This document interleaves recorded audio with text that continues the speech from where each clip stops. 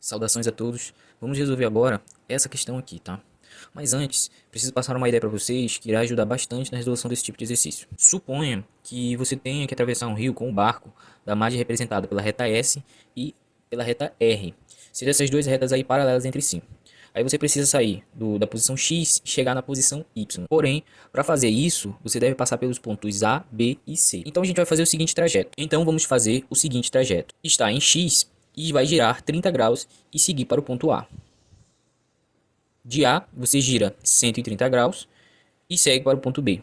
Em B, você gira novamente 130 graus e segue para o ponto C. Em C, você gira 110 graus e segue para o ponto Y. E finalmente, em Y, qual deverá ser o valor de giro alfa para que você fique na mesma direção que estava inicialmente, ou seja, na mesma direção que a margem S. Vamos olhar agora numa outra perspectiva.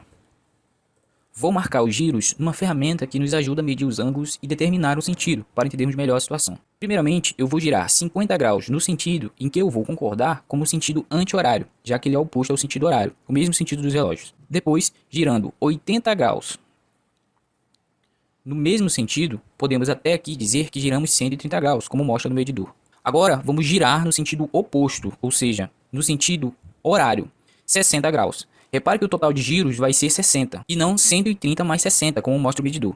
Isso prova que a quantidade dos ângulos depende do sentido, e essa quantidade pode ser conservada. Agora, eu vou girar 20 graus no sentido anti-horário.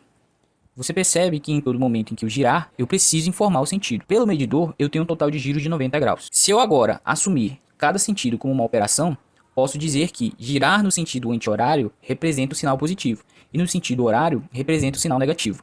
Isso é uma escolha minha. O importante é que essa escolha seja considerada até o final. Se assim for, não haverá problemas de conceito. Repara que se eu somar os giros, eu tenho 50 graus do sentido anti-horário, mais 80 no mesmo sentido, sentido anti-horário, e 60 em outro sentido, que é o sentido oposto ao sentido anti-horário, que é claro, pode ser resumido como sentido horário. Então vou colocar com o sinal oposto, menos 60. E novamente eu girei mais 20 graus no sentido anti-horário. Se eu fizer essa operação, aritmeticamente, eu vou ter um total de giros de 90 graus, que é o que mostra o nosso medidor. Ou seja, como a quantidade de ângulos pode ser conservada, eu poderia dizer que o resumo de todos esses giros que eu dei foi de 90 graus. Então vamos voltar para o nosso problema. Usando essa ideia anterior, posso pensar que, primeiramente, giramos 30 graus no sentido anti-horário. Eu vou assumir aqui um sentido, e para esse sentido eu vou dar o sinal positivo.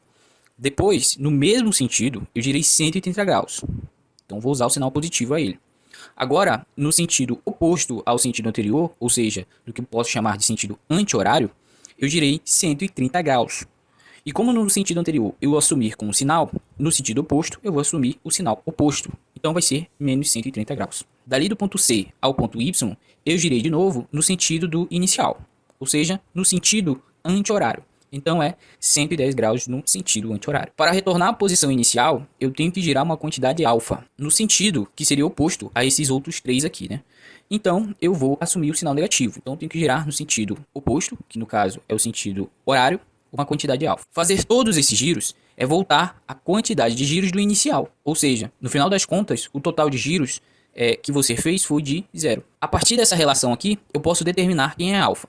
Eu vou isolar o alfa e descubro que alfa deve ser 140 graus. Aqui a gente vê que alfa deve ser 140 graus. Ou seja, a quantidade de giros que deve ser feita para ser igual à quantidade original ao chegarmos no ponto Y deve ser igual a 140 graus. Mas o que tudo isso tem a ver com o nosso exercício? Isso porque eu quero apresentar a vocês um teorema que é chamado informalmente de teorema dos bicos. E como ele funciona? Funciona assim. Quando você tiver um problema que esteja configurado desta forma, ou seja, nessa situação, temos duas retas paralelas, no qual o seu interior é formado por segmentos que formam uma poligonal simples, que são os segmentos em verde.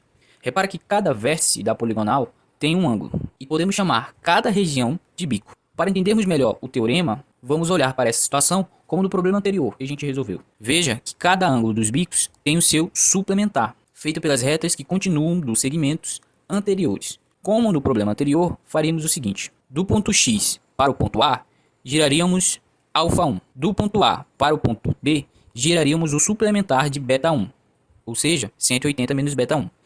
Do ponto B para o ponto C, giraríamos o suplementar de alfa2, 180 menos alfa2. Do ponto C para o ponto Y, geraríamos o suplementar de beta 2, 180 menos beta 2. E finalmente, de Y para voltar ao sentido original, geraríamos o suplementar de alfa 3, 180 menos alfa 3. Veja que isso configura exatamente na poligonal simples representada na figura. Agora vamos contar esses giros. Alfa 1 está no sentido que eu vou assumir como sentido positivo. Então vai ser mais alfa 1. E de A para B, eu fiz o giro 180 menos beta 1, no mesmo sentido que o anterior. Então vai ser mais 180 menos beta 1. De B para C, eu fiz no sentido oposto. Então é menos 180 menos alfa 2. De C para Y, eu fiz no mesmo sentido que esses dois anteriores. Como eu assumi como sentido com sinal positivo, então é mais 180 menos beta 2. De Y para voltar ao sentido original, eu tenho que fazer no sentido oposto. Então vai ser menos 180 menos alfa 3. E repare que como eu vou voltar para o sentido original, ou seja, o nosso total de giros aqui foi 0. Agora vamos operar apenas com essa relação. Veja que eu vou ter alfa 1 mais 180 menos beta 1. E aqui ó, eu vou trocar o sinal de todos os termos dentro do parênteses. Então vai ficar menos 180 mais alfa 2. Aqui repete-se, vai ficar mais 180 menos beta 2. E aqui de novo vou ter que trocar o sinal de todos os termos dentro do parênteses. Vai ficar menos 180 mais alfa 3. Isso tudo igual a 0. Repara que eu tenho termos que são simétricos. Esse 180 com esse menos 180. Esse 80 com esse menos 180. Isso vai dar 0. Nesse caso vai me restar alfa 1 menos beta 1. Alfa 2 menos beta 2 mais alfa 3. Isso igual a 0. Organizando essa relação, eu vou ter que a soma alfa 1 mais alfa 2 mais alfa 3 é igual a beta 1 mais beta 2. Isso aqui pode ser traduzido no teorema dos bicos. E o que diz o teorema dos bicos? Se entre duas retas paralelas a gente traçar segmentos formados por bicos, que é essa situação que a gente tem na figura, a soma das medidas dos ângulos com bicos, ou seja, nos vértices, apontado para um lado é igual à soma das medidas dos ângulos com bicos apontados para o lado oposto, isso independente da quantidade de tais ângulos. A gente mostrou aqui apenas para essas quantidades, mas isso vale para qualquer quantidade. Resumindo é o seguinte, alfa 1, alfa 2 e alfa 3 são ângulos que estão do lado direito da nossa poligonal, né? Esse aqui seria o lado direito. Beta 1 e beta 2 são ângulos que estão do lado esquerdo. E o teorema dos bicos diz o seguinte, a soma de todos os ângulos que estão do lado direito deve ser igual à soma de todos os ângulos que estão do lado esquerdo. Certo? Então significa que se eu pegar alfa 1, alfa 2 e alfa 3 e somar, isso deve ser igual à soma dos ângulos que estão do outro lado, no caso, beta 1 mais beta 2. Vamos aplicar esse teorema no nosso exercício. Temos aqui uma poligonal simples entre duas paralelas, que são os segmentos em azul. Vamos olhar para os bicos que estão no lado direito da poligonal e os bicos que estão no lado esquerdo da poligonal. Do lado direito, a gente tem o primeiro bico valendo 90 graus, porque equivale a 90 graus. Apesar de não parecer, eu posso determinar isso aqui como bico. E o ângulo de 70 graus, que também está do lado direito dessa poligonal. No lado esquerdo, vamos ter o ângulo de 130 graus e outro ângulo, tá? Que não é determinado aqui. Só que você precisa prestar bem atenção agora aqui para você não errar a aplicação do teorema. Esse teorema dos bicos só vale para uma poligonal simples que está interior a essas duas paralelas. Então só vale para essa poligonal aqui que está entre as paralelas. Isso significa que não vamos conseguir achar o valor de x diretamente, mas vamos poder achar o seu valor suplementar. Ou seja, a gente vai achar o ângulo que suplementa essa parte aqui.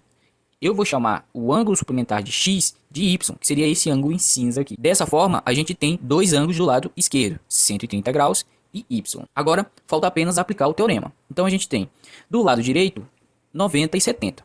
A soma desses ângulos deve ser igual à soma dos ângulos que estão no lado esquerdo. Nesse caso, a gente tem 130 e y. Então, aqui vai ser 130 mais y. A gente isola o y e descobre que seu valor é igual a 30 graus. Se y é 30 graus, vou colocar aqui no lugar, eu preciso achar o x, que seria o seu suplementar. Se y é 30, o seu suplementar vale 150. Então, x é igual a 150.